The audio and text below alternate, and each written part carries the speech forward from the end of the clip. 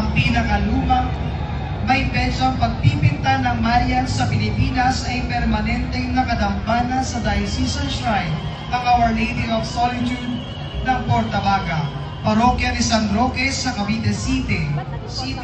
Ang imahen ay seremonyal na kinaranahan noong 17 Nobyembre 1978 kahit sa matagal na pinagtatalunan bilang hindi lehitimo dahil sa kakulangan ng opisyal na kautusan mula sa Roma. Noong 27 ng Setyembre taon 2017, ang imahe ay tinalaga bilang isang pambansang kayamanan ng kultura ng Pilipinas. Noong 19 ng Marso taon 2018, ang mga bagong dokumento ay sinimete sa banal na opisina at ang imahe ay pinagkalooban ng opisyal na kautusan ng canonical coronation ni Pope Francis. Ang kanyang kapistahan ay pinagdiriwang tuwing 2 linggo ng Nobyembre.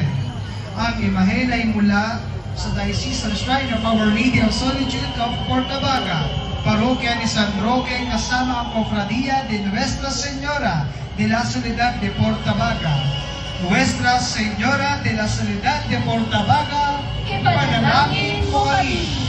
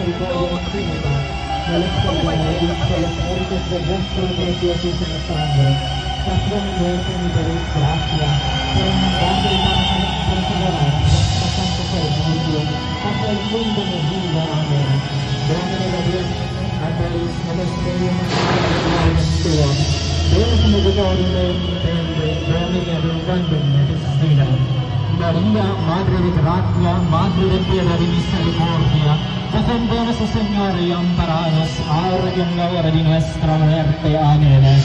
Creo en Dios Padre Todopoderoso, Creador del cielo y de la tierra, y en Jesucristo su Hijo, Hijo nuestro Señor, que fue concebido por la obra y gracia del Espíritu Santo, y nacido de la Virgen María, padecido debajo del poder de Poncio Pilato, bilang Immaculate Concepcion at malawak na pinarangalan ng mga Pilipino.